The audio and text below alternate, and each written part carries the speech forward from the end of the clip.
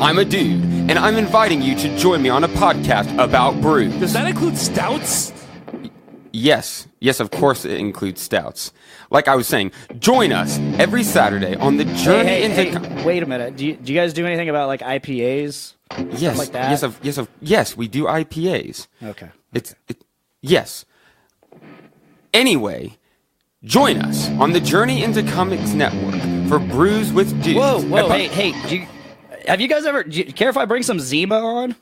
Yes, I care if you bring Zima. Zima doesn't count. Zima's... Dr. Dongo. Anyway, join us every Saturday for a podcast that delves into the craft brew world. The following is a Journey to Comics Network production.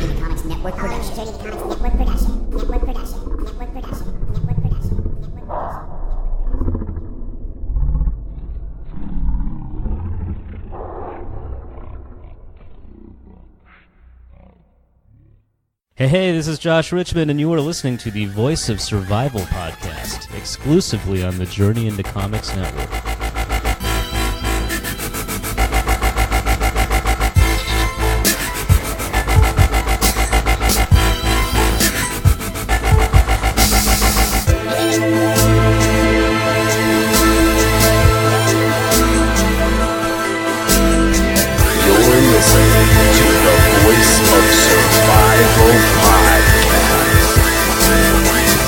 Ladies and gentlemen, your host, Tyler McLaughlin.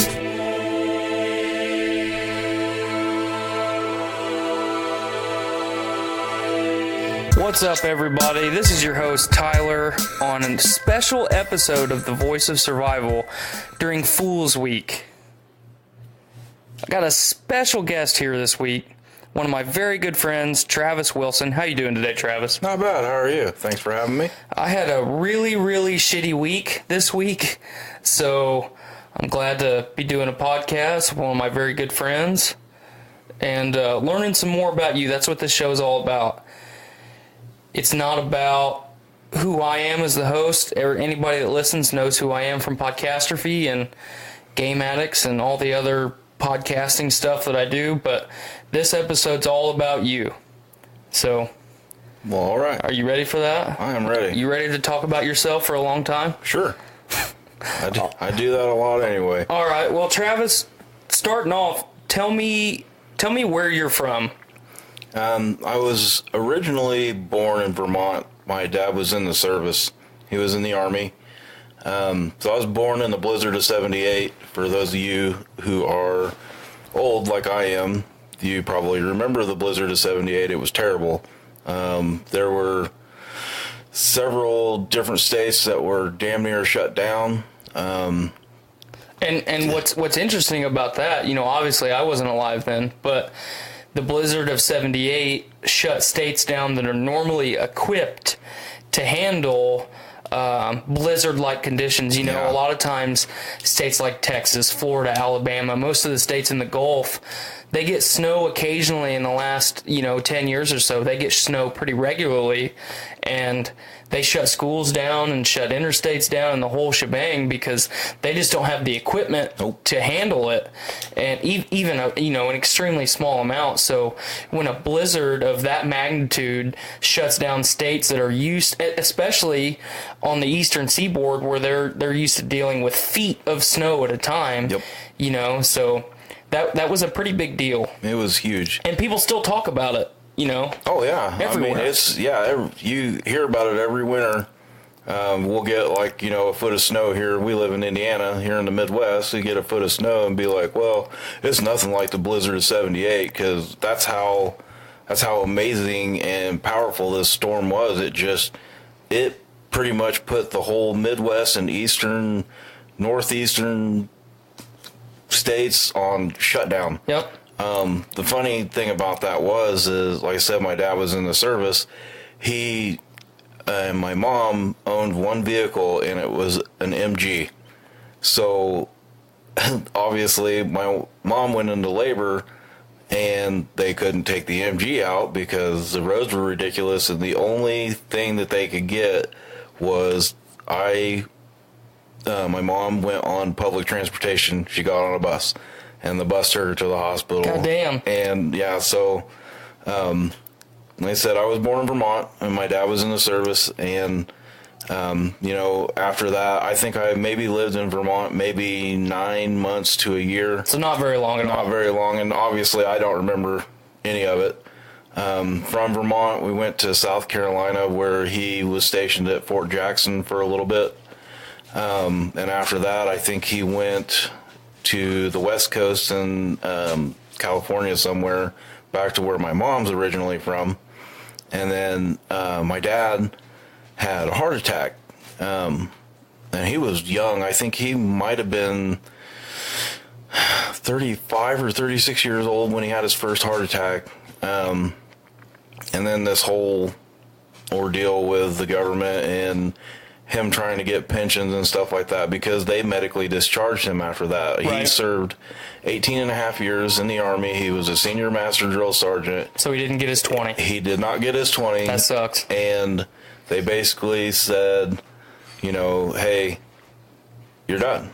And he's like, well, you know, he tried to get a desk job to finish out his 20 years, and they wouldn't give it to him. Because it's a liability thing at that point. Basically what it was all liability, so they just got rid of him. So he moved down to Brazil, Indiana, which is where I spent pretty much all my childhood from the age of 6 until 18. Mm-hmm. I graduated high school, and I moved up to here to West Lafayette to go to Purdue. And while I was at Purdue, you know, I went to school for aeronautical technology and aviation maintenance, basically an airplane mechanic. What made you want to do that?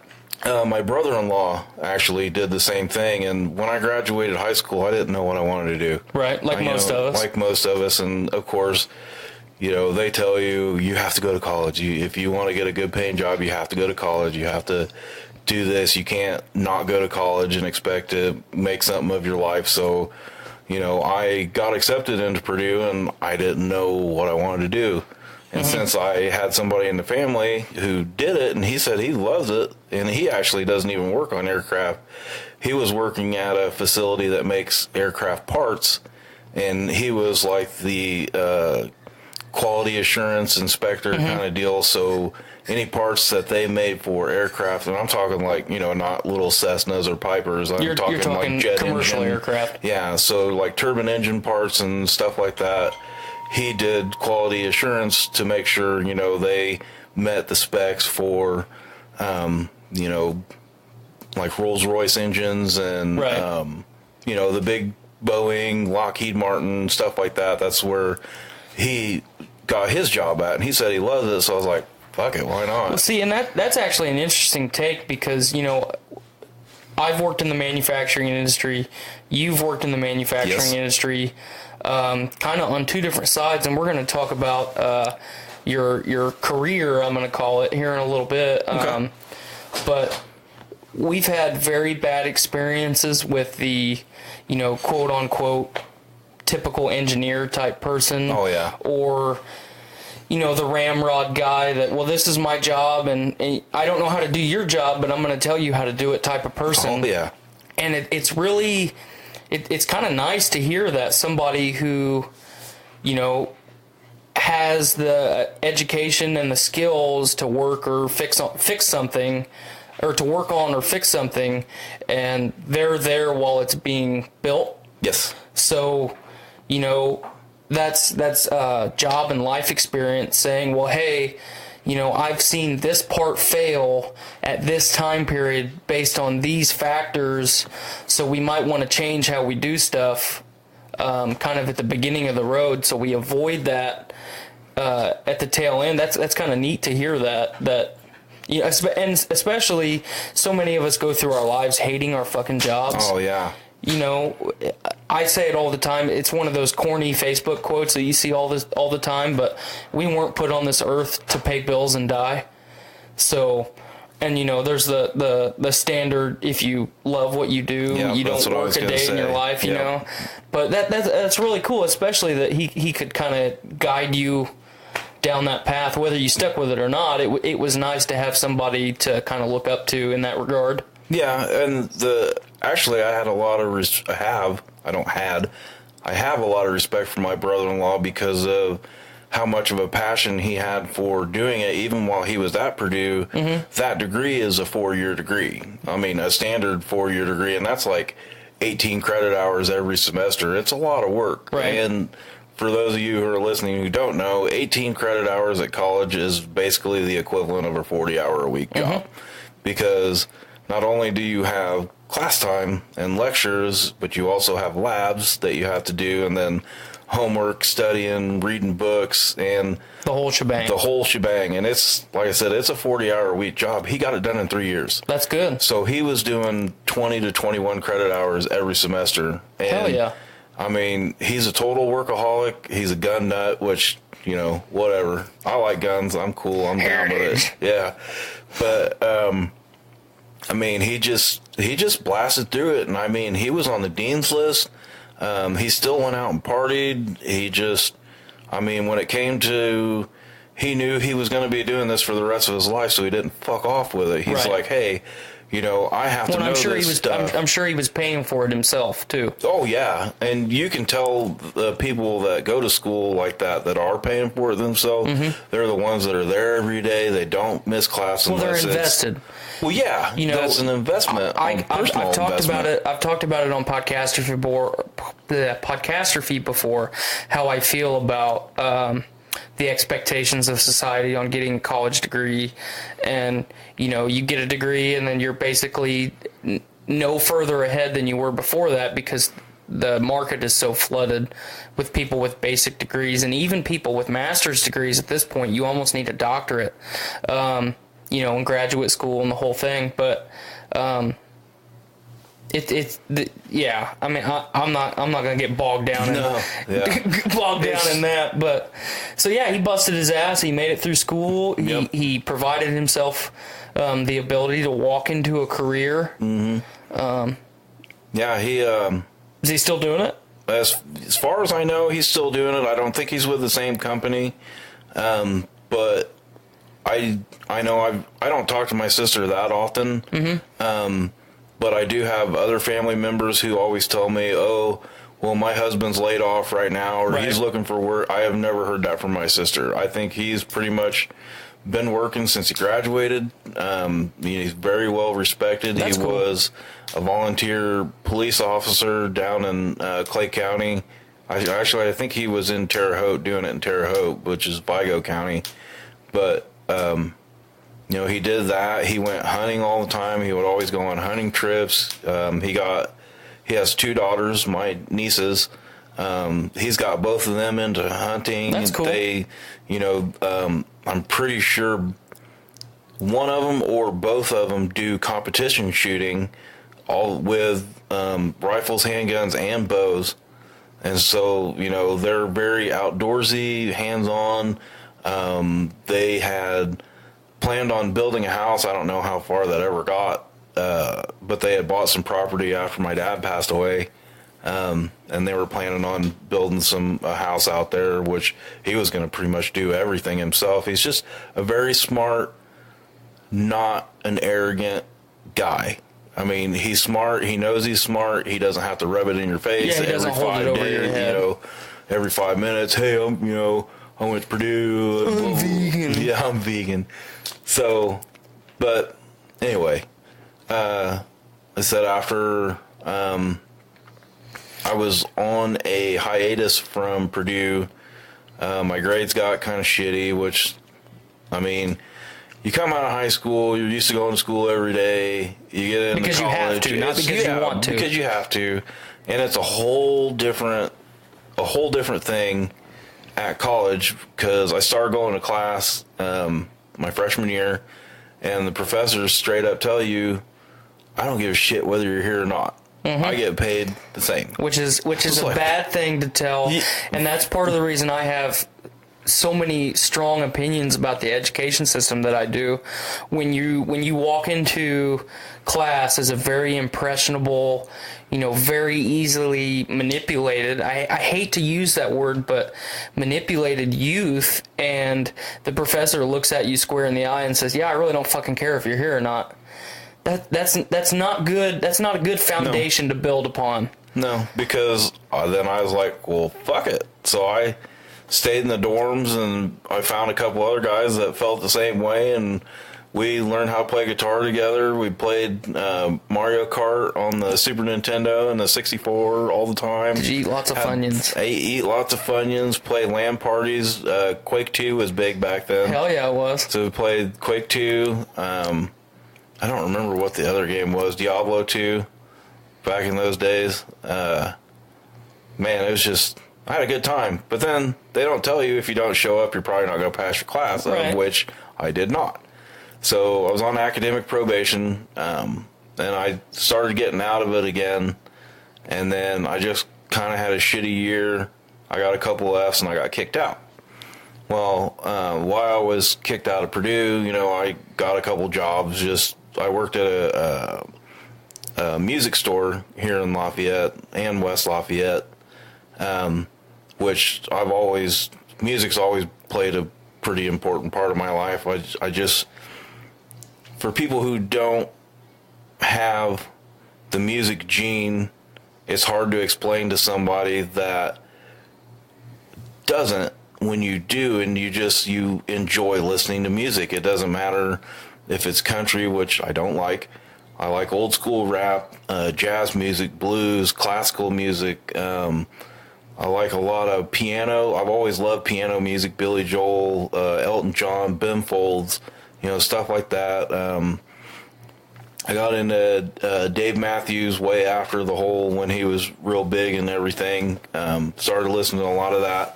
So, that was a big part of it. I've got the Spotify Premium, and I have It's shit some of the best $10 a month I've ever spent.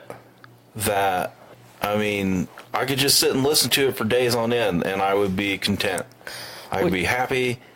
There's always a music for a mood, and there's, I don't know how to explain. I can't put it into words how big of a part music is of my life. Well, and it's nice for you and I, as good of friends as we are. We haven't been friends that long, like in time frame wise. I feel like you've been one of my best friends for as long as, any of my quad, as I call it, my four dudes that I'm always going to try and keep around me. But you and I have so many similarities as far as what kind of music we like. And I like the way that you put it when you said the music gene, because I feel that I also have it. And I have a passion for a lot, I think too many things in my life, but music, cinematography, there's a lot of odds and ends, but I like to pick apart music. And you said there's a music for every mood. Well, sometimes I feel that even if you're listening to music that's catered to your mood, I can't talk right now. There's a lot of music that can pull you out of that mood and put you into an entirely different state of mind. And it's weird because it's not something that's trying to do it. No. You're just listening to something that somebody else has created, and it has such a profound effect on us as human beings.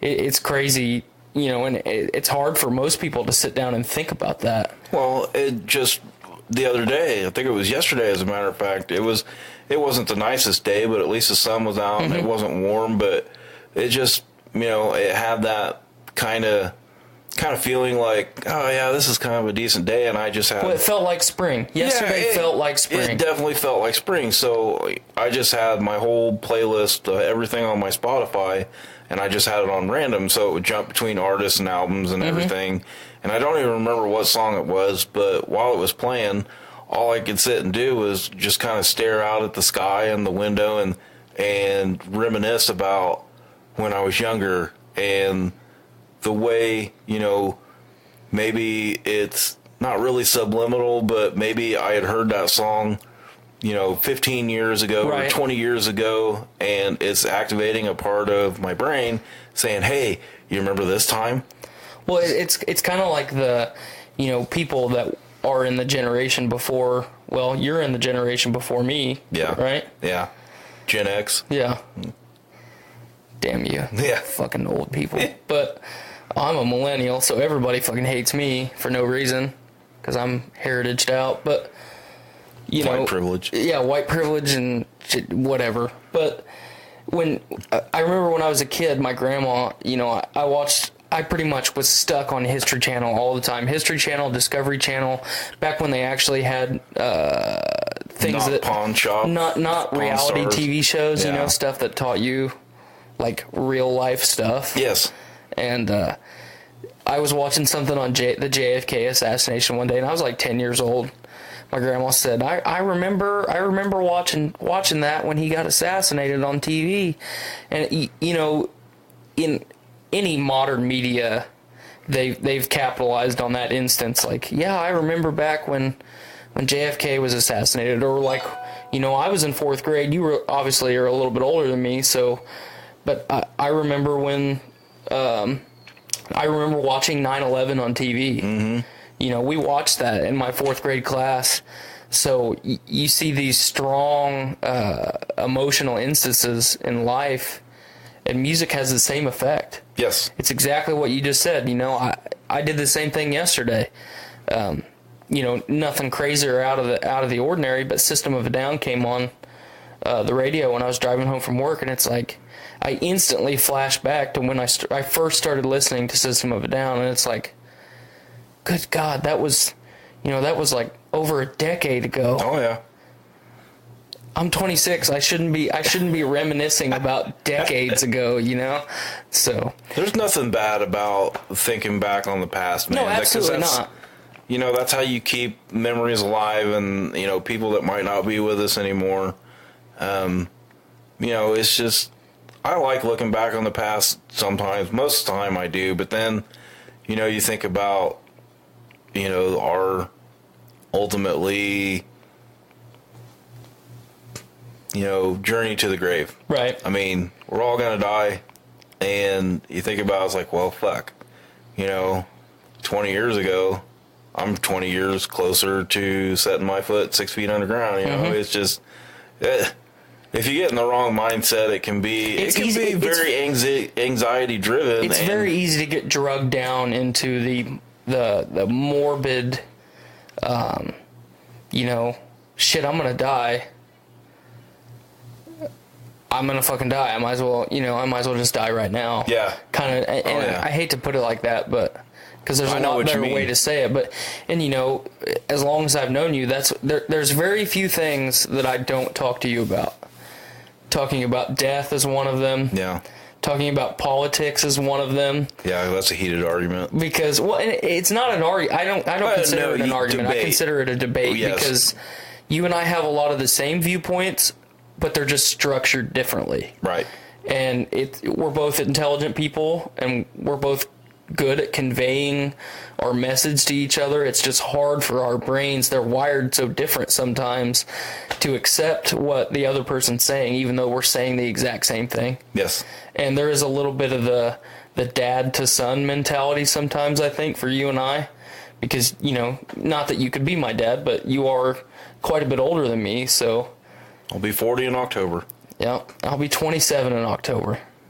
So I could be your dad. You could be my dad. If I had an affair with a school teacher like I wanted to, because there were several of them that always had rumors of putting out to students, and I never got to experience never that. us. It's always somebody else. It's always never somebody us. else. But anyway, so let's get back to kind of your late teens, early 20s years. So you go to Purdue, you get kicked out.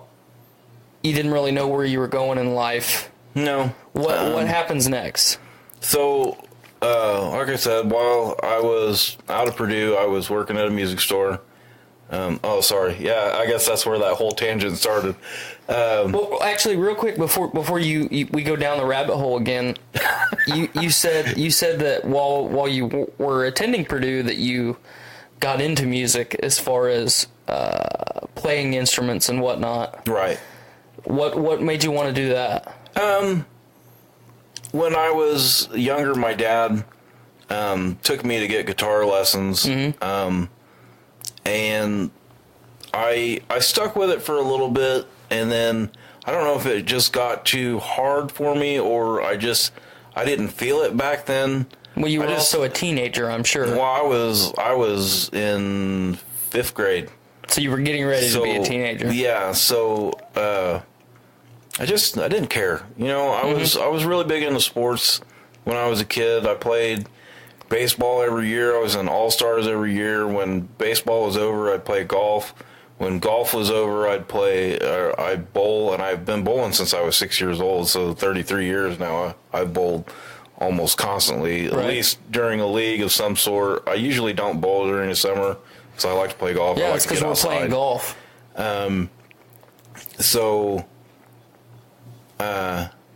Yeah, like back then I didn't feel it. I mean, I liked music, probably just, I really liked the shit that my dad listened to. But a lot of kids in the 5th grade don't listen to, you know, solid gold oldies from the 50s and 60s. I did. So I did. I listened to, that's where I didn't have a choice. So that's where I found Billy Joel, as a matter of fact, was my Billy dad. Joel doo-wop sucks my dick. He had a record player, and he had a Billy Joel, an Innocent Man LP, and I was like, oh, my dad listens to this all the time. You know, I've heard a couple tracks off of it.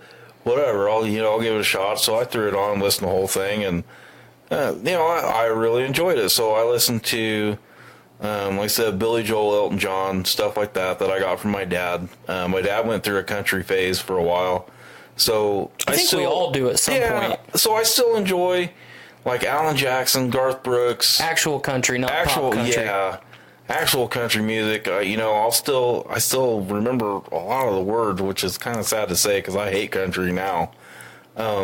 But if those come on, I'll jam them out. But it's just like what you said earlier.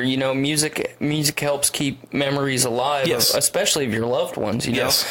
Sometimes, unfortunately, people that we don't want to remember, music kind of helps them stick around in our mind. But that I have the same thing with my grandpa, who was basically my dad when I was a kid.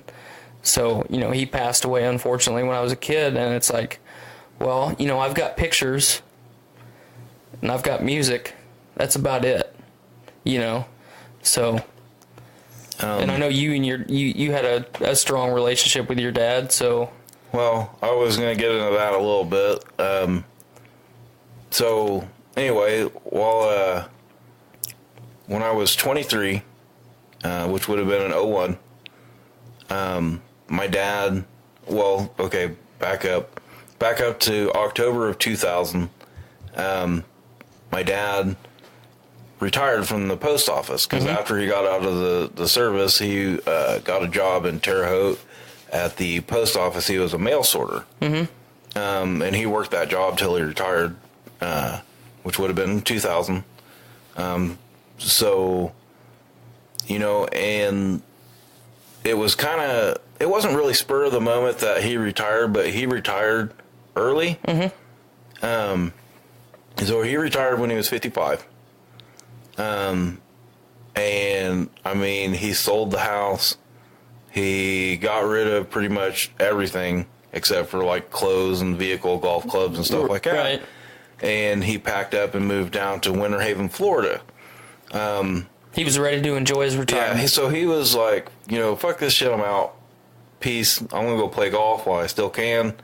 So he lived on a golf course, which Hell was, yeah. Retirement.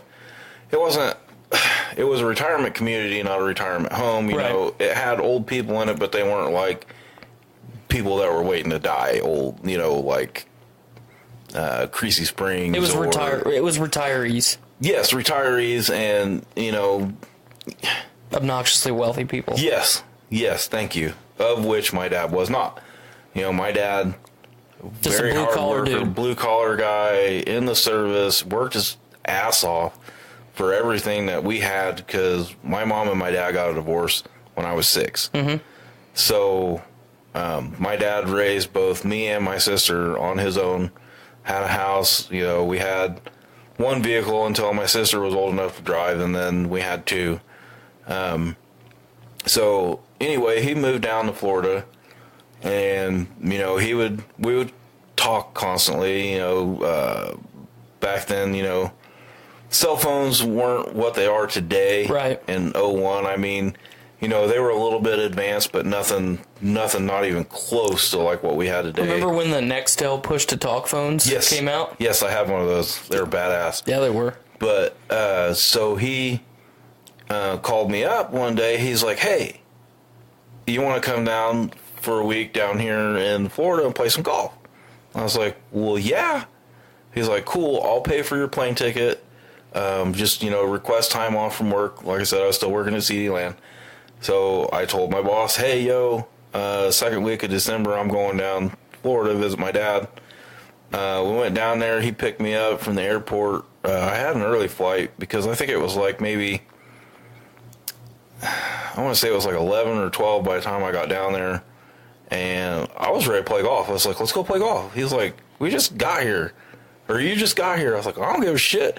It's, you know, 15 degrees in Indiana. It's 70 degrees down here. Let's go play golf. Right. So, you know, he took me to his house, and like I said, he lived on a golf course, so we went out, played a couple holes and shit, you know, kicked back a few beers.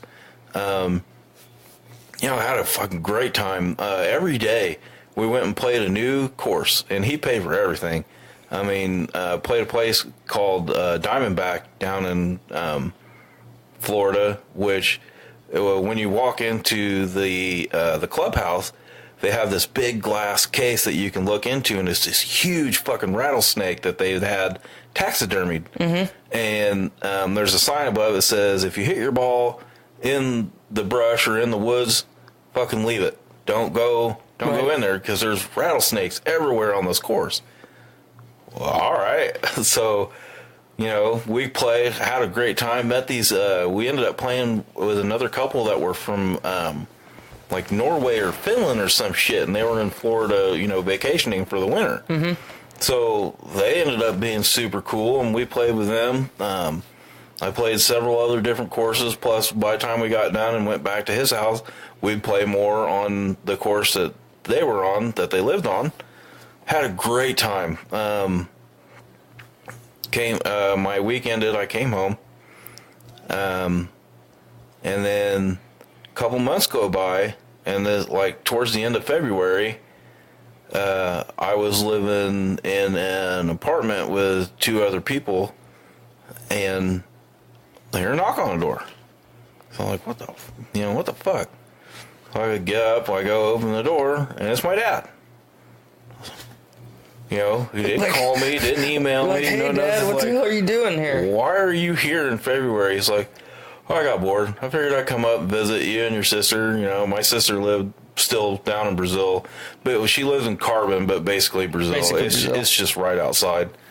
So I was like, right on. So he stayed with me for a couple days, and we went and did some shit. I think we went bowling. You know, went out for dinner both nights he was here, and he went down and visited my sister, and he stayed down there for, I think, 3 or 4 days or whatever, because at that time my sister had her oldest daughter, and I don't think Allie was born yet. Madison was, so he was visiting with his granddaughter, right? And he was going to go back to the airport, so my sister was taking him back to Indy. And I guess on the way, he didn't feel good. He's like, you know, I don't feel right. I don't feel good. I don't think I should get on the plane. He's like, you know, we're already in Indy. Take me to Methodist. Right. So he took him to Methodist, and he ended up having a heart attack at the hospital. So there's like, hey, you know, we need to get him in for, it was a quadruple bypass surgery. He's like, he's got massive blockage, you know, blah, blah, blah. This surgery's going to take like ungodly amounts of hours to do. And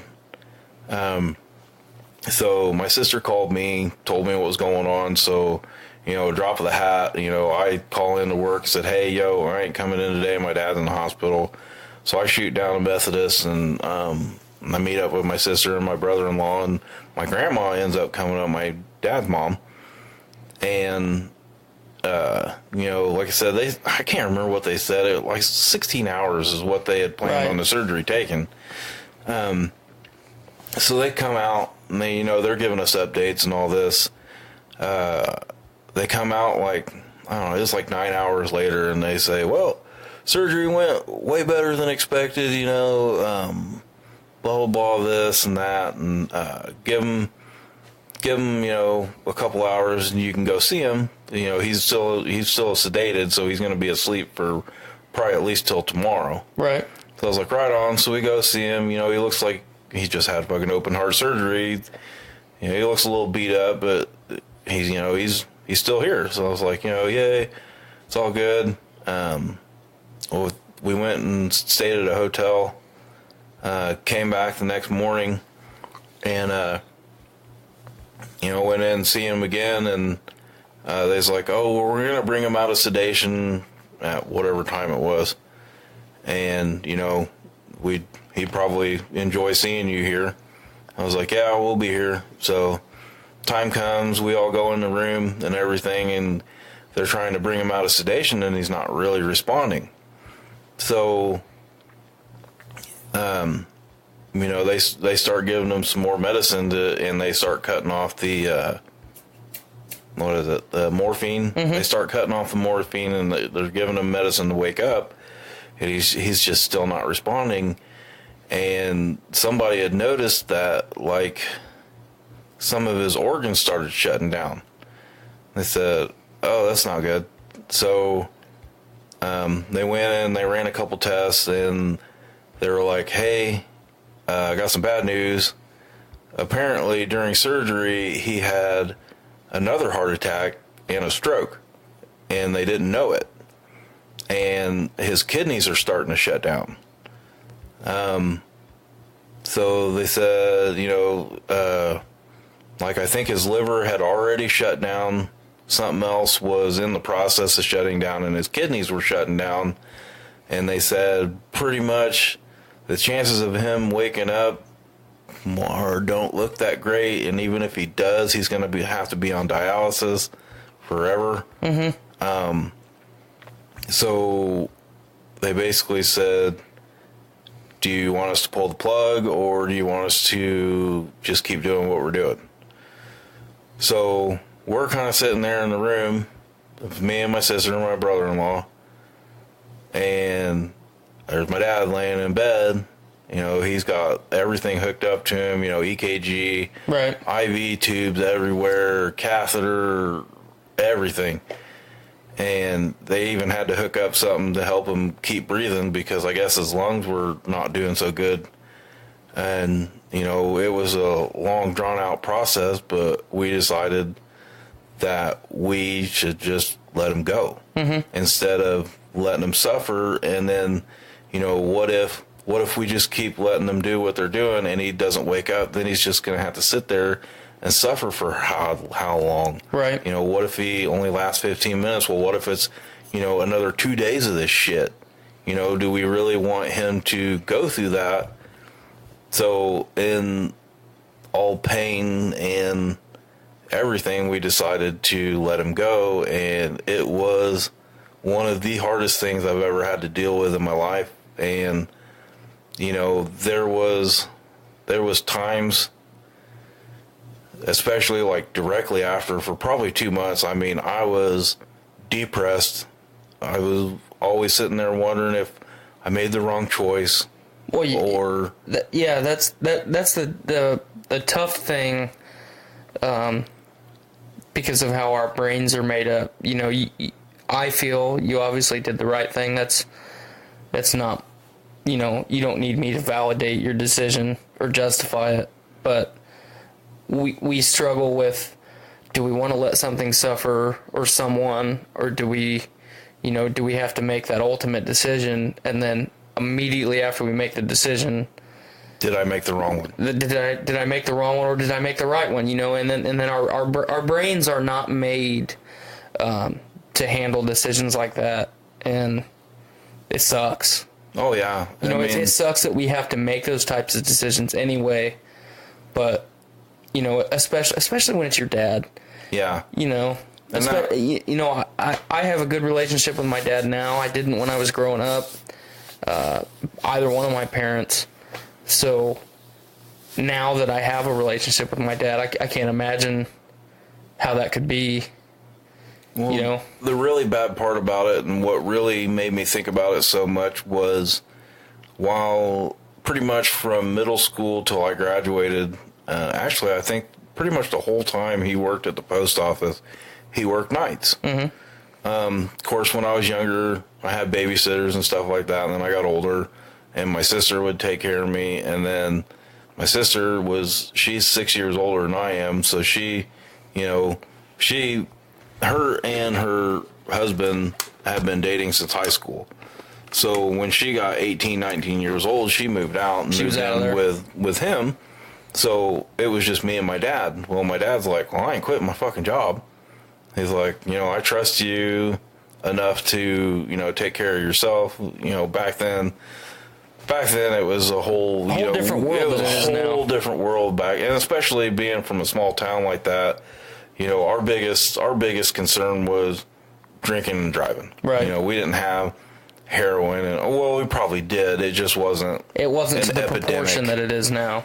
So I didn't get to spend a lot of time with my dad, especially like in my teenage years. And after he had passed away, I thought, it's like, fuck, man, those days that, hey, son, you want to go out and, grab something to eat? No, Dad, I'm hanging out with my girlfriend today. Mm-hmm. So there's that night that I never got to spend with him. And then how many other nights were like that? And, did I not necessarily dishonor my father, but I could have been a so much better son had I had seen or have the knowledge to know that our time on this earth is limited, right, and you can't get that time back. Girlfriends, especially in high school, girlfriends come and go. And back then, it was like, well, if I don't go hang out with Mandy tonight, she's going to break up with me tomorrow. And my dad's always going to be here. Right. So I'm going to go get some pussy and not hang out with my dad. Mm-hmm. So peace. And it sucks. And saying that it sucks is not even close. Right, it's an understatement. It's just, like I said, my dad was 55 and he passed away. And here I am closing in on 40. And what have I done? I finally graduated Purdue. I met my wife actually that same year that my dad passed away. It was later in the year. Like I said, my dad passed away like March 2nd or March 3rd. I don't remember. And I met my wife, my now wife, in October of that year, and we started dating. She had a daughter at that time. She was 4 years old. So we started dating, and we clicked like instantly within a couple months. We were not necessarily like finishing each other's sentences, but it was like that. It was like, I knew what she was thinking. She knew what I was thinking. We could basically like read each other's minds. So I was like, okay, let's get married. Why fucking wait? You're right for me. I'm right for you. We go well together. Let's do this shit.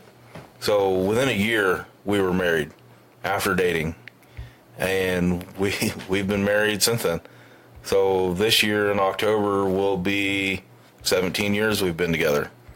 Over the last couple years or so, I've gotten a lot more ballsy than I used to be. I used to just let her say whatever she wanted. I'd bottle it in and just walk away.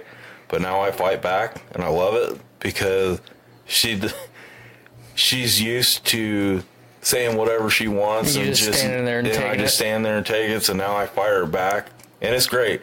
We fight for about 5 minutes. I laugh, and I turn around, walk away, and everything goes back normal. But so I finished college, graduated in 2005. After I went back, I had to do this whole jumping through hoops bullshit. Right. I had to write this whole letter saying like why I got kicked out and why they should take me back in, and you know, I wrote this big sob story. I will not spit paper at other girls in the class, whatever, 1,000 times on the chalkboard type bullshit. So at this time now, I'm paying for it, and goes back to our earlier conversation about being invested in something. I never missed class. I got on the dean's list. I finished out the rest of my school on the dean's list. Graduated in 2005, and back in 2005, right when I graduated, was the same year that all the airlines went bankrupt. Mm-hmm. So here I am with a $45,000 degree from Purdue, and basically it's like a blanket bachelor's degree in technology. Mm-hmm. But I had my specialty in aviation maintenance, and the highest paying job I could find through like scouring everything was in Texas for $15 an hour with a $45,000 degree. And fuck you. No, I'm not uprooting my family now that I have one to move to fucking Texas for $30,000 a year. Right. You kiss my ass. So I got pissed off for a long time about how I wasted all this fucking money and all this time and all this effort to going to school and getting this shit. So I graduate Purdue and I work for Manpower for $10 an hour. And so I go through this whole depression thing again about how I'm fucking worthless. And so, you know, fast forward a little bit, things happen for a reason.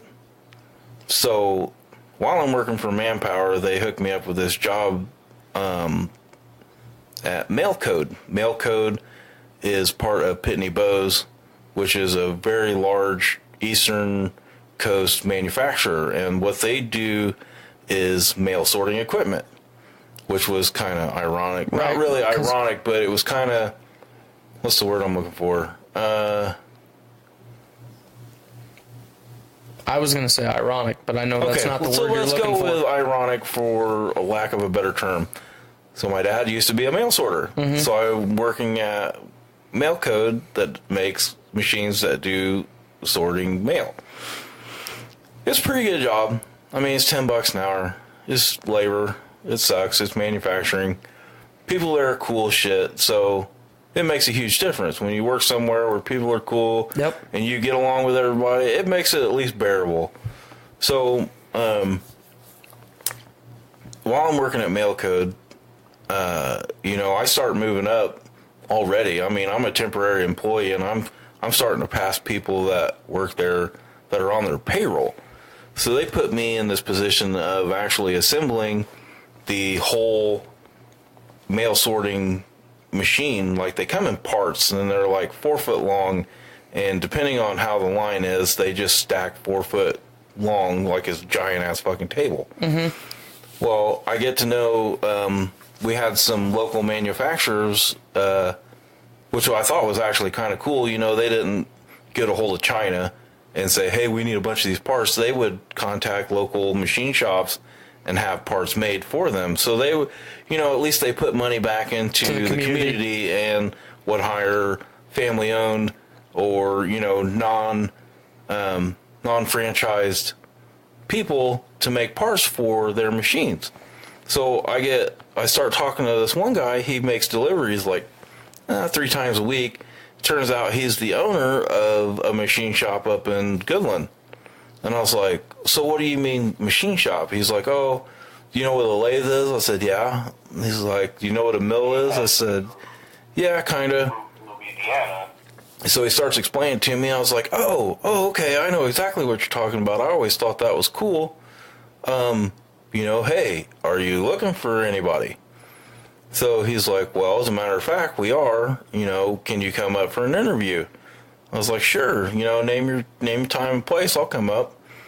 So I go up there and I do an interview and I knock it out of the park. And he offers me a job. And so I get on. I quit the temporary employment bullshit and I go to work. And and I do, I'm working with CNC mills, and I was a mill guy. I wasn't a lathe guy, which they kind of had that segregated. Not really segregated, but you had mill guys. Basically, you had guys that only ran mills, and you had guys that only ran lathe. And so I move up, and they were pretty quick. Like, I was there 6 months, and they offered me a supervisor's position on night shift. It was second and a half shift. It was 4 p.m. to 2:30 a.m. So I work there. I go to nights, and I pretty much stay there for the extent of my career at that place. At the whole time, my kids are growing up, so I'm asleep during the day. When it's time to give them a bath and put them to bed, you're at work. Yes. So they get up, they get ready for school, I'm asleep. They get home from school, I'm already on my way to work. Mm-hmm. I get home, they're asleep. Yep. So I go to sleep and then rinse and repeat for 5 years. I couldn't do it anymore. I said, dude, can you put me on days? No, we just don't have any opening on days. All right, fine, whatever. So my wife ends up running into an old high school friend, and they was like, hey, you want to get together and go bowling? We're going to do Scotch doubles at Market Square. I was like, well, yeah, it's bowling. I'm in. Let's do this shit. My wife, she hates bowling. She loathes it. Hates it with passion. Anytime I bring up bowling, it's like abortion for normal people is how bowling is in my house. Anytime I mention it, it's like I have to fight and defend my your passion right to for bowl. Playing with balls. Yeah. So large, heavy balls. And I meet this girl's boyfriend, who is a union electrician here in Lafayette. And he's got a brother who's a little bit older who worked for Hostess at the time. So I was talking with both of them, whatever, and the brother had said, hey, I heard you're looking for a daytime job, a new job. I said, yeah. He's like, well, we need somebody like right now. I was like, okay, well, what do you do? He's like, well, I work at Hostess. I'm a route driver. Well, I was like, do they still do that shit? He's like, yeah, man. They're going to make pretty good money, too. You should come check it out. So I go in, I do an interview thing, and they offer me a job. And so I went and told a 3D machine that I was taking another job, and then they offered me days. And I was like, no, it's too late for that shit. I was like, you made me have to do all this just to get days. You burnt the bridge. I'm out. So I quit. I work at Hostess.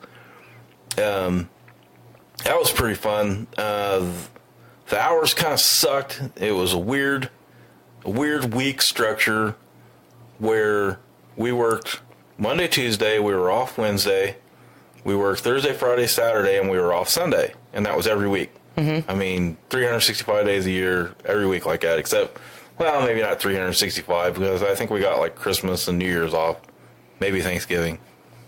That's about it.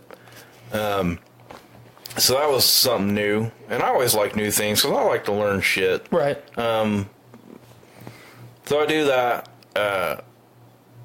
This whole time, there's like this underground kind of brewing turmoil between the Teamsters, which is a union. It's a union outfit, but not like electricians and pipe fitters. It's weird how many different organizations the Teamsters kind of encompasses. The Teamsters, they have their fingers in lots of things, like truck drivers, manufacturing, a lot of like drop ship, delivered bakery goods. Yep, exactly. So that would be Hostess. Yeah, it is. I've wondered that for years, why or how they're able to encompass so many different fields.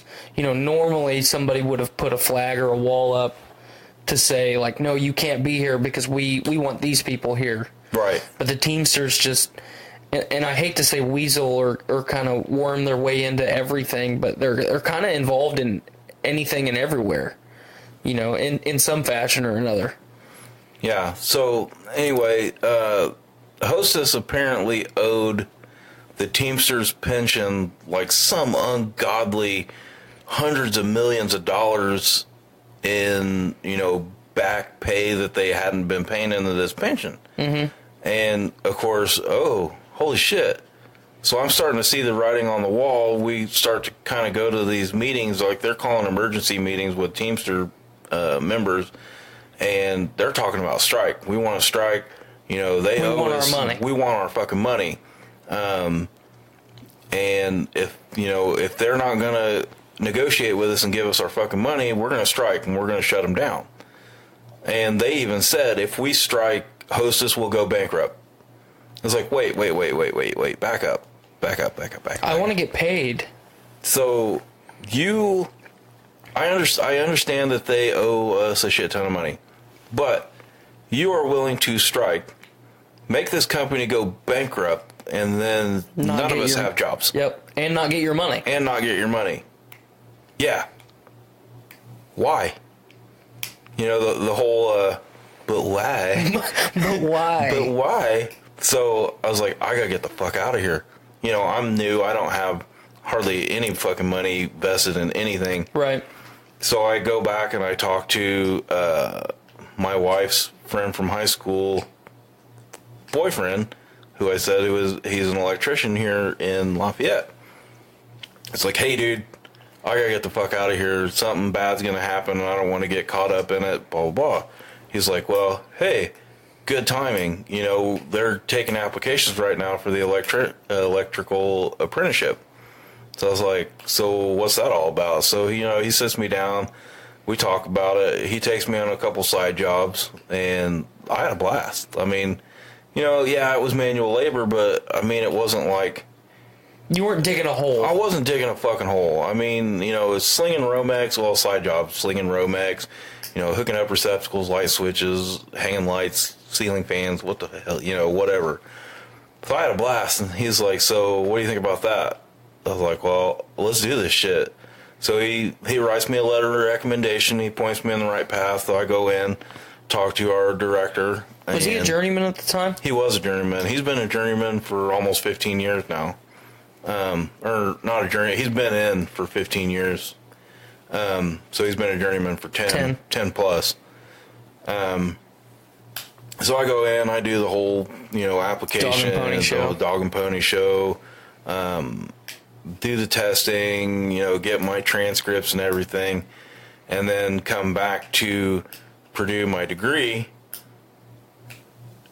Now I found out that it wasn't really a waste of time and money because it carried so much weight in my selection process, saying that, hey, okay, so this guy is at least intelligent enough to go to Purdue and graduate.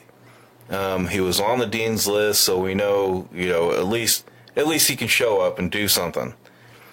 So they call me in, I do my interviews, which was I was not prepared for the interview because it wasn't like a one-on-one interview. It was 7 people plus me in a room, and I was sitting at the head of the table, and all these guys and girls were asking me questions. Not about electrical stuff, just life, kind of like we are now. They were just like, okay, so tell me a little bit about yourself, and okay, have you had any, past experiences with this? Or tell me about a time at one of your jobs where this happened and how you responded, and blah, blah, blah. So it was about 20 minutes, 30 minutes interview. And I was sweating bullets, man, because I was like, oh, fuck. What if I say the wrong thing? What if I'm not qualified to do this shit? I was like, how qualified do you have to be a fucking electrician? Most of them at least have one DUI and have been divorced once. And that's an inside joke. You're not a real electrician unless you have a DUI and you've been divorced at least once. Hell yeah. So I guess I'm not a real electrician yet because I have had neither. So I do my thing. I talk to the director again. I said, hey, I just want to say thanks for the opportunity to come in and do this. I guess, what do I do now? And she's like, well, if they want you, they'll call you, or we'll call you. I said, cool. So how long is that going to take? It's like, well, we still got 2 days worth of interviews to do. I said, cool. Well, look forward to hearing from you. I leave, and I go back to Hostess, and I keep doing my job there. 3 days later, they called me and said, hey, you still interested? I said, well, yeah. It's like, cool. You need to come in and see me at your earliest convenience, blah, blah, blah. We have some things to talk about. I said, cool. So went in, talked to him. They said, okay, your start date is going to be, do you need 2 weeks to give into your job? I said, yeah, that would probably be, the right thing to do. It is the right thing to do. So I said, okay, well, 2 weeks from today, you will report to Long Electric to start work. So I said, okay, cool. So I went in, gave my 2 weeks, did my 2 weeks, went and started work for Long Electric. And I mean, that was 6 years ago, and it has went by so fast. I went to, we went to school on a regular college school schedule, because the apprenticeship is a lot of hands-on job site training, but there's stuff in the books in the school that you're not going to learn. You're still working towards a college degree. Right. And it's just an associate's degree, but it's a specialized associate's degree where it's just for electricians. Right. So you're going to get a lot of stuff, normal people, not normal people. I don't mean that as a derogatory way. Normal college students. No, normal college students don't know anything about transformers or inductance or capacitive reactance or inductive reactance or resistance or impedance and, stuff like that we had to break down, do a bunch of math, and a lot of it was kind of bullshit. But, at least it gives you an idea so you can sit and think about things in a constructive manner when something, especially troubleshooting, is huge, especially on side jobs. People call you up and, hey, I got a three-way switch that isn't working correctly. Can you come look at it? Well, you have to have the skill set to know, okay, what does a three-way switch do? Where does the power come in? How is it wired up? Why wouldn't it be working? What is it doing? So you go through this mental checkoff list or write it down. Well, troubleshooting skills are something that a lot of people don't have, whether they're educated or not. Being able to troubleshoot is kind of something you just have to have. It can be learned. Kind of having the skills necessary to troubleshoot particular things can be learned, but having the ability to kind of critical thinking. Well, it's not just critical thinking, but imagine like a parts diagram of a car. Right. You look at that on a piece of paper, or just a picture of a car on a piece of paper.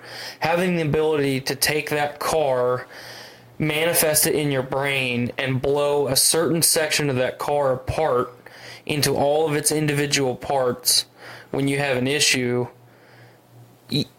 that's something that you kind of have to be born with. I would agree with that statement. Because, at my previous job, it was entirely troubleshooting. I was troubleshooting shit all day long, every day, and I worked a shit ton. And if I had to be taught how to troubleshoot, then I wouldn't have been able to do it. You know what I mean? So obviously it had to be catered towards what I was doing, but if I didn't have at least the groundwork for those skills to begin with, I wouldn't have been able to do that job. So, but so the electrician thing has really kind of changed your life for the better, right? Yeah. You're involved in not just the company, but the organization as a whole. The IBEW, I started, obviously, went to the union meetings and stuff like that, which we have every month. Started to meet a lot of cool people. I started getting involved with the Athletic Association because, like I said, I'm a pretty big bowler and golfer. I heard they give out free beer. At the Athletic Association meeting, that is a correct statement. Why would someone not want to get free beer? I don't know. There's a podcast on this network that talks about beer a lot, and I'm not talking about Blaine and I on Podcast Free. I'm talking about Brews with Dudes. Shout out to you, Nick Maxon and company. You do a hell of a job slinging those juicy facts at us about delicious beer. Thanks for the plug on my story, but Yeah. hey, got involved with the Athletic Association. I just recently got involved on the executive board, which handles urgent matters that need attention in between union meetings, or we also play a part in people who might have a grievance or anything like that with another person or a contractor, or So if there's an issue and I don't want to rally the troops, so to speak, to get everybody in for a meeting, you're that guy. I am that guy, which there's 5 of us on the e-board. So I'm pretty involved with that. And like I said, I go to union meetings all the time, and the thing about, I'll backtrack just a little bit with the Teamsters. The Teamsters was my first union experience, and it left a very sour taste in my mouth. I hated it. Well, I have a very similar experience. I have not yet been a part of a union, but I'll kind of chronicle mine after you finish yours. So, now fast forward to where present day, the IBEW, which stands for the International Brotherhood of Electrical Workers, is completely different than the Teamsters. I mean, there are a lot of good people and what we call good brothers and sisters. We're always out to lift each other up and take care of each other and teach each other. And the IBEW, since it is international, it's coast to coast, all 50 states and Canada is included in the IBEW. So now with my journeyman ticket that I have that I just got last May, I can go anywhere in the 50 states and Canada and work. If we slow down here and there's no work, I get laid off or whatever, I can travel to other locals, sign their book too, bid on jobs, and I can go out to work anywhere. And there's a lot of brothers and sisters that love to travel, and when they are working in their home local, they'll house traveling brothers, give them some place to stay for 2 or 3 days while they find something, or a group of brothers and sisters might go in and get an apartment together on like long-term jobs, like the ethanol plant that's going in down in Muncie, somewhere. There's a huge ethanol plant going in, and we're talking like a 2-year job. So people that get hired on those and they're from out of state or whatever, they might get an apartment for 2 years and, split that cost. And, people of like mind that hang out together always get along better than, say, just some rando ass roommate that you might get in college. Right. Because it's like, hey, we have a lot to talk about now because we're all electricians here. We can sit, talk shop. Maybe some people don't like to do that, but hey, let's go get a beer. Let's go get something to eat. It's just, I really love what I do now more than anything I've ever done in my life. I love working with my hands. This gives me an opportunity to do that. My current work situation, I do a lot of service work for the IU Arnett clinics here in Lafayette. Mm-hmm. So I have a van. I have, tools and parts and stuff on my van. Is the van down by the river? The van down by the river, which would be the Wabash River. And, I sell it to people for crack money. There you go. So eating government cheese in a van down by the river. Classic.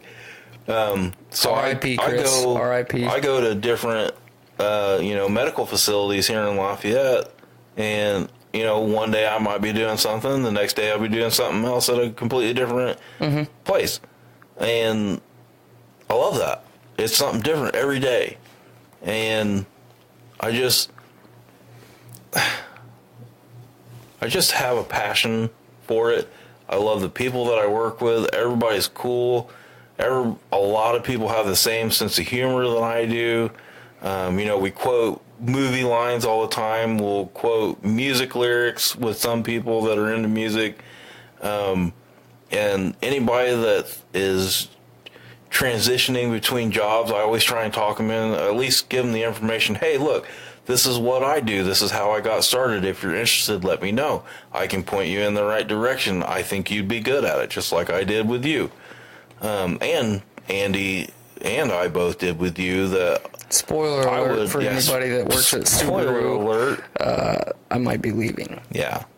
So, fuck you guys. Yeah, fuck you guys. And the Subaru that you drove in. But part of what's made me interested in the trade, when I was with before I started working with my previous employer, I'll backtrack a little bit with my opinion on unions. I worked for a concrete company, so anytime you see a concrete mixer driving around the U.S., whether it's front discharge or rear discharge, it depends on what portion of the country it's in, because there's a big kind of division between the concrete industry of union versus non-union. In most of the states out east, there are laws in place that will not allow front discharge mixers in place. So for people that don't know what a concrete mixer is, it's the goofy looking truck that's got the big drum that's spinning on it all the time. Yeah, that's where our roads and shit come from. But so out east, those trucks require the driver to deliver the concrete in the truck, get out of his truck, walk around behind his truck, and pour the concrete from outside the vehicle. So it takes more time. It takes more, I don't want to say more skill, but it takes a different set of skills to be able to do that from the ground than it does from inside the truck with a joystick. So all of the unions that are involved with the concrete companies out east have petitioned and lobbied and pushed enough that they don't want jobs taken away from people. And they are, and a lot of them out east run 2-truck teams where one guy will drive the truck, the other guy will pour the concrete from the machine itself. So here, there's a major concrete company. I'm not gonna name drop anybody, but when I was working right out of high school for the non-union company, all they did was run down the union, and there's 10 guys on a job. 10 of them are standing with a shovel in their hand, or 9 of them are standing with a shovel in their hand, and the 10th guy's got a shovel and he's actually digging. There's the kind of stigma where not everybody is pulling their weight, but they're all getting paid the same. So when I was impressionable, just like we, and easily manipulated, like we were talking about moldable. That's a good way to put it. That's all I heard every day. Don't go work for them. Don't join that union. Blah, blah, blah, blah, blah, going on and on and on. And then Andy, our mutual friend, my longest tenured friend that I have currently. They don't last long. But he's like, hey, I dropped out of Purdue. And I was like, hey, I dropped out of college too. And this is what I'm doing now. And he's like, yeah, I'm going to do this electrician thing. And I'm like, what? I can't even see you getting off the couch, let alone doing manual labor. I mean, I shit-talked the hell out of him. And I still work for the concrete company, which was very labor-intensive. And I earned all the small amounts of money that I made. But it's like, dude, I can't see you doing this. You're really good at math, but I don't see you actually doing anything difficult. He's like, yeah, I'm going to go give it a shot. You should apply. And I was like, okay, so I apply. And then I go through the temporary agency here in town to get a job at Subaru.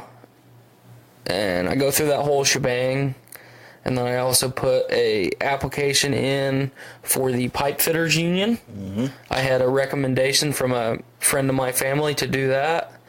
And I also applied at my last job, a major manufacturer here where I live in Lafayette.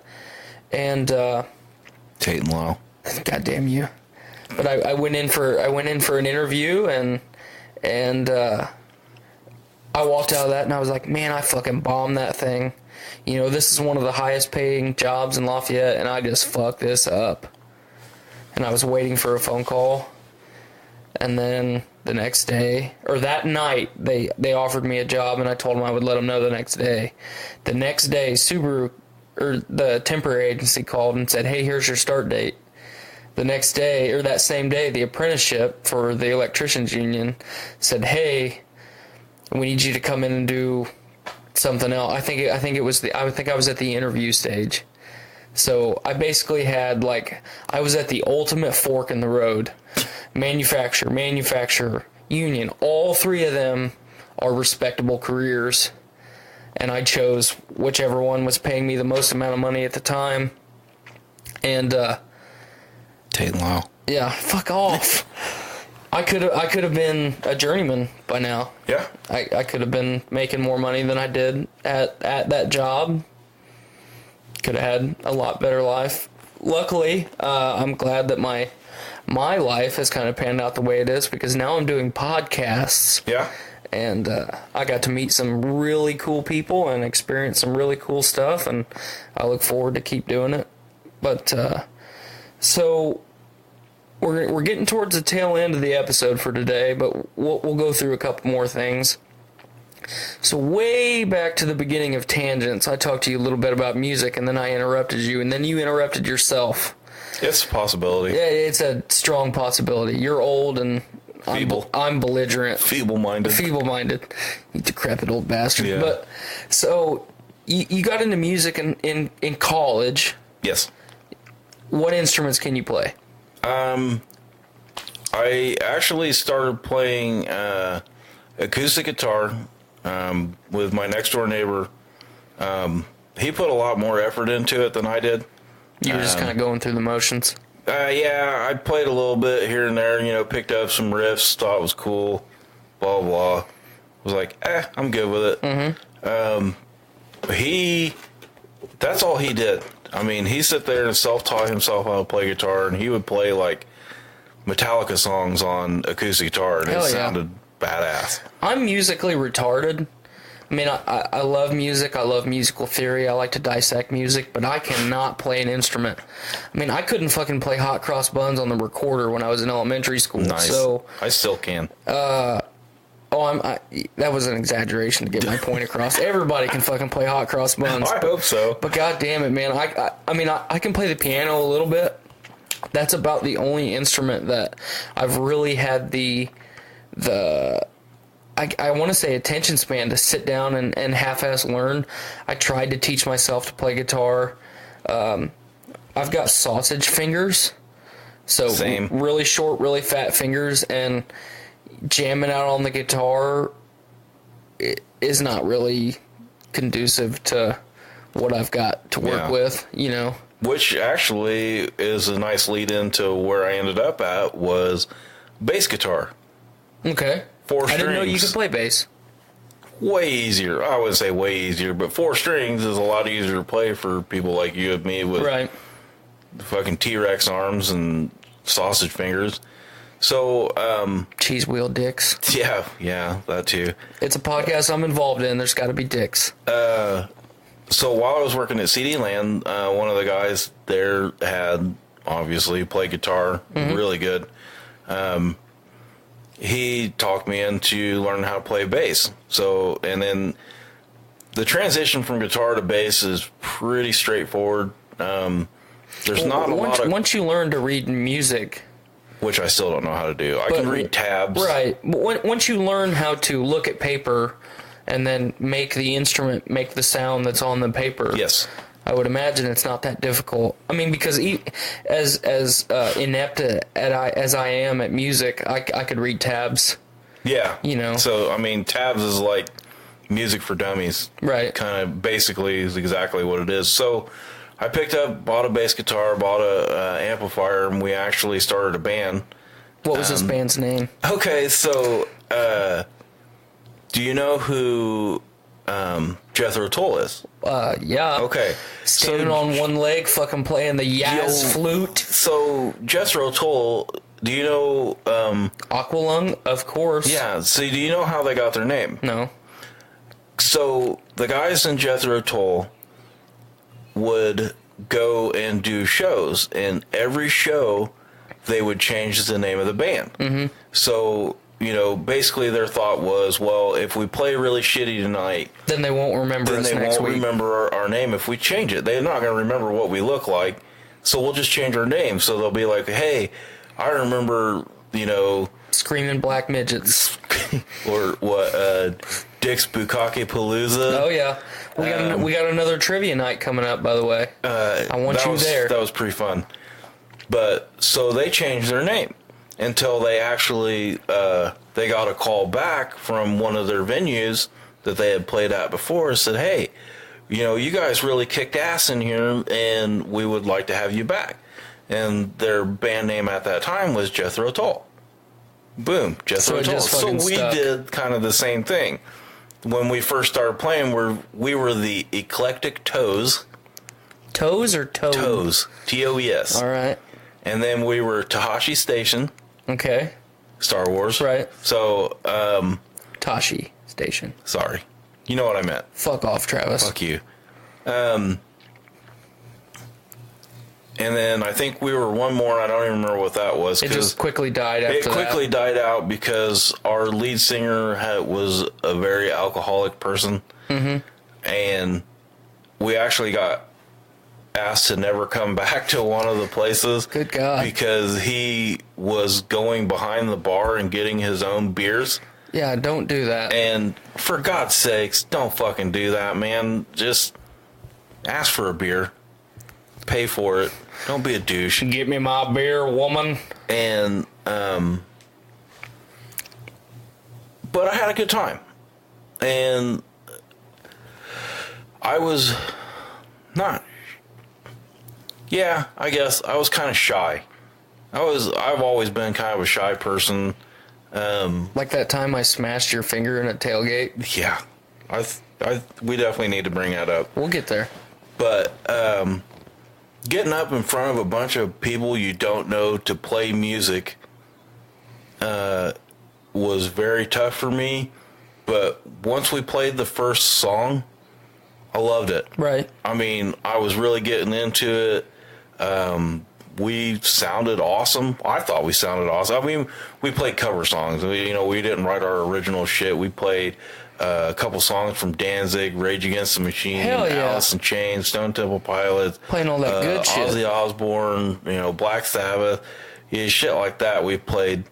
It was a good time. So Do you still dabble? I have an acoustic guitar at home, and I probably haven't touched it in about 10 years. So Throw some new strings on that thing and let her eat. yeah. I really let me enjoy smash listening it. to music. Maybe I'll bring it and use it as my my mace for my paladin. Oh, hell yeah. It'd be like, this is my new war club. My good friend Travis here and I like to dabble in a little bit of Dungeons and Dragons. Oh yeah, I have a. What level are we right now? 4? Did we just hit 4 or 3? We just hit 3. We just hit 3. So Travis is playing a giant sentient turtle. yes, named Gideon Mantleback. Gideon the Jaw Mantleback, a turtle. He's a big fucking intimidating dude. He's a like 700-pound fucking turtle. Yep. So, if that puts our lives in perspective for you guys. In which we are playing tomorrow, Yeah, and I'm fuck yeah, totally we are. looking forward to it. Yeah. It's We gonna be haven't good played in times. 3 weeks. Yeah, it kind of blue balls on that shit. Yeah. I remember when I was in high school, I talked so much shit about the people that play Me D&D. too. Yeah. And it's like, for anybody that's listening, I'm not going to say that you're not a little bit justified in saying, well, God, that's stupid. You're just a bunch of people in your mom's basement fucking pretending to fight dragons and shit. I will tell you this. From somebody that has struggled with depression and somebody that has struggled with anxiety, Travis and I have both been there. Yes. We've had some very high and some very low points in our life, And if you have any semblance of an imagination whatsoever, and you can sit down with a group of your closest friends, or even people that might someday become your friends, and you can create all of this shit in your mind and on paper, it's a very relaxing experience. Liberating. For me. It's, well, yeah, you get to live vicariously through something that's imaginary. You know, that's something that is toxic to a lot of people, living vicariously through their children, living vicariously through their parents or their siblings. You know, that's not something that's good in most cases. But we get to sit down and we get to spend time with each other, and, you know, we're all adults now. We all have families. So we've at least had sex enough times to have kids. Yeah, we have all procreated. That stigma of virgin D&D players is right out the window. Yep, because I've had sex at least twice because I have 2 girls at home. I've got 1 girl, so I've procreated Once.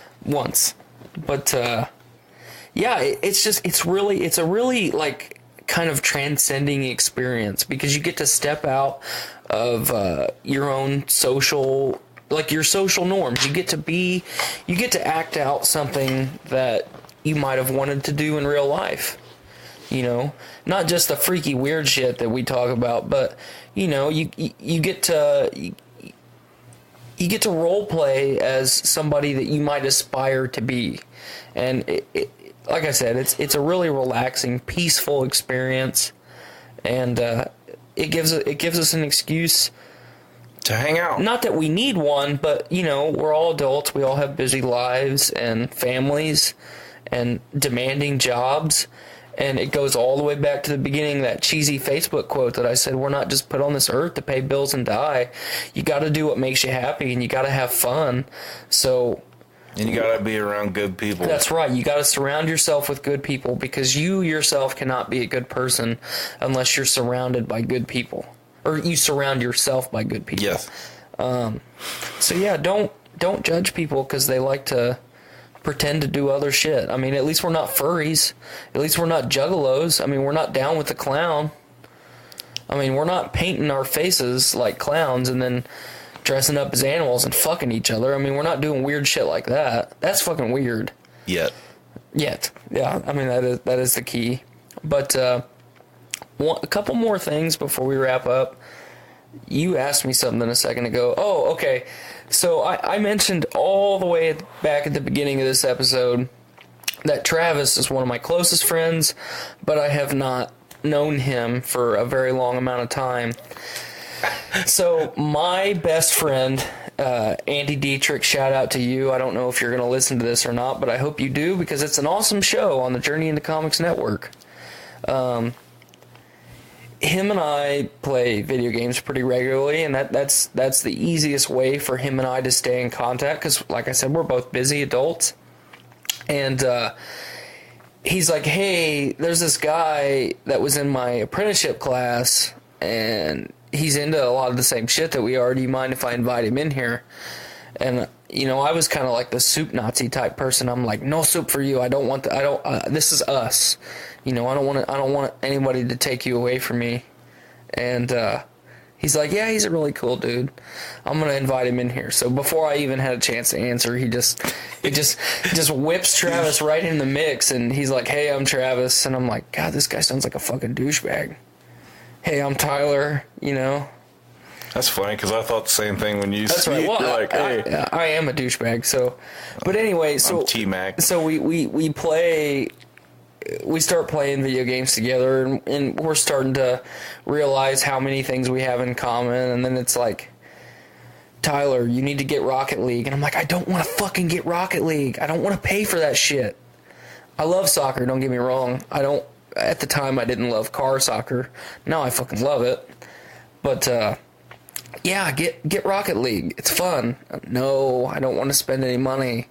Get it. Did you tell me you would pay for it? Yes. I even offered to buy it for you. He even offered to buy it for me, and I told him to fuck off. I wasn't getting fucking sucked down the rabbit hole of Rocket League. And so I eventually buy it. Or actually, finally, after a 3-year journey, my wife and I bought our first house. I said, hey, I need people to help me move. If you help me move, I'll buy Rocket League. And he's like, no shit. I said, it's downloading right now if you fucking come help me move tomorrow. Sure, I'll be there. So I knew that I had somebody dependable, or at least easily manipulated, because I just fucking spent like $15 on a stupid video game to convince somebody to come help me move. So he shows up. First time I met Travis in person. Hey, dude, I'm T-Mac. Nice to finally meet you, yada, yada. We're going along. We're moving shit. First load, mind you. First load, okay. Was it my truck or your truck? That was your truck. Okay, so I had the tailgate down on my pickup. He's back there dicking around. I go back there, and I fucking slammed that tailgate with, like, Odin's strength. Yeah. I mean... Hidden midget strength. Fucking fuck off. It would have severed a lesser man's finger, mind you, so... Yeah. Unbeknownst to me, his finger was in there, and I obliterated it.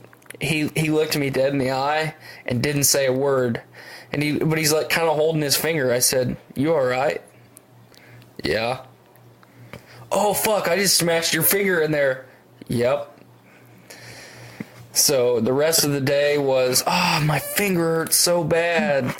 And, still, this is a year later, and he's still fucking laying it on thick that his finger still hurts. Yep. And he has night terrors and PTSD from me slamming his finger in a tailgate. But a beautiful friendship has blossomed from me smashing the fuck out of his finger in my tailgate. Your aunt was like, "You want a Band-Aid?" I said, "Fuck no, I don't want a Band-Aid." "Well, you're going to get blood on stuff." "I don't care. He deserves it. He smashed the fuck out of my finger." "Don't bleed on the furniture." It's like, I should probably put something on this. I ain't got time to bleed. Yeah. I'll bleed later. Use my telekinetic powers and pull the blood back into force the blood back into your skin. Yeah. Good God. I put it in my penis. Yeah, oh God. All the time? All the time. All the time. Just that whole day. All right. So, Travis, we're at an hour and a half. Wait, okay, so before we end, do you remember what happened after I think we were taking a break or something like that, and your father-in-law walked in on us? Do you remember what was going on? Oh, yeah. So we're at my rental house, my previous residence, and we had moved like 6 or 7 loads at that point, and I'm like, all right, we need to fucking take a break. I hate moving. I would rather like get my dick smashed in a car door. Shout out to you, car door dick smash. Or finger smashed in a tailgate. Or finger smashed in a tailgate. But then move. I fucking hate it. I hate packing. I hate unpacking. I hate moving the shit. I'm strong. I pick things up and put them down, but I don't want to do it regularly because I'm kind of lazy. But so we're standing at the island having a few beers, and it's myself, Travis, my 2 best friends in the world, Clint and Andy, kicking back a few Tecatis, and we start playing. What the fuck is that song even called? Kiss from a Rose? Kiss from a Rose by Seal. Like and loud. Loud. We're very we're loud. Fucking jamming it in this empty ass house. And my father-in-law walks in and sees all of us singing and like embracing and fucking jamming out Kiss from a Rose. And no shit, he dead stopped and kind of did the whole panoramic view of the room. He's like, "I think I'll come back later." And he turns around and walks back outside. And then he turns around and walks back in. He's got this huge smile on his face. He's like, "What the fuck, guys?" I think Clint had old Frank the Tank in his arms. He was cradling him like a baby. He was dancing with my wife's pug. Yeah. Fuck that thing. We were all belting out Seal. And I mean, it was a very erotic, Tecate fueled moment. Well, it was right after I posed the question. Clint started playing Kiss from a Rose. I made him pause it, and I said, before we go on with this, You guys just want to think about real quick, like, what Heidi Klum's hoo-ha looks like after Seal fucking annihilated that thing for like a decade? It probably looks like his face does. I mean, imagine, like, Heidi Klum is sacred. Like, when I was a kid anyway, she was like top of the line. Oh, yeah. Like, that was a supercar of women. And just imagine what kind of punishment that thing went through. Like a half-pound Arby's roast beef sandwich. That'd been beat to fuck by a summer sausage. Yeah. It got wet and left drove outside. over and left outside in the August heat. This turned from Voices of Survival to Podcastrophe really, really quick. I'm sorry. I think that's a sign that we need to wrap it up. Okay. Any closing thoughts, Travis? I really appreciate you being here. I know I didn't say a whole lot, but like I said, this show is about you and your journey through life. No, I don't really have any closing statements. I really appreciate you inviting me. I've had a really good time. I thought this was going to be something a little bit different, but I'm enjoying it. You've done a really good job talking into the mic, so I appreciate that. Okay, no problem. I'm really good at following instructions. Yeah, you are. So, and then, this. Right. So, no, I don't know what else to say, man. I mean, there's lots of... That's all I have to say about that. There's lots of random thoughts in my mind. And, I mean, we could probably do this for 24 hours straight. And I could We have to forever. eat at some point. But, yeah, I got shit to do tomorrow, too. And I'm sure you do, so... Yep. And always D&D tomorrow night. That's right. So that's good. We got to get our naps in and all that. Well, I want to thank everybody that suffered through my incessant ramblings on the Voice of Survival and listening to my awesome friend Travis chronicle his life. Check us out on the Journey into Comics Network, where you get all kinds of great shows. You get Journey into Comics, you get Journey into Wrestling, the Voice of Survival, Butt Stuff, Literature, Brews with Dudes, The Poor Report. I'm sure I'm missing one because I'm really bad. Podcastrophe. I probably didn't even say my own show, Podcastrophe. But check out our Patreon, journeyintocomics.com or patreon.com/journeyintocomics. I'm so bad at plugs. I had a really good one like mid-episode, and then I can't fuck up. I fuck up the one at the very end. Yeah, the most important one. And I'm not even drinking like I normally am on Podcastrophe, but for $1 a month, you get shows as soon as they're edited and uploaded, so you get to check out all that cool content that you don't have to wait for. For $3 a month, you get exclusive bonus content. Right now, we're doing the Road to Infinity War, so every show on the network is reviewing one of the Marvel Cinematic Universe movies every week up until Infinity War drops on April 27th. So check us out. Donate if you'd like. We'd really appreciate it. Follow us on social medias. It's everywhere. Facebook, Instagram.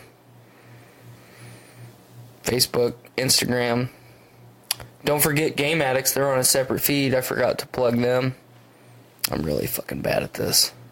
I'm like the one person, I like to talk a lot, but I should not be a host, because the whole time I'm saying something, my mind is thinking about something else. It's like, hey, I need to say this next, and then I slur my words together, and I should stop talking now. So thanks for everybody for checking us out. Thanks for having me. Make every day a big dick day. That's Podcastrophe. Bye.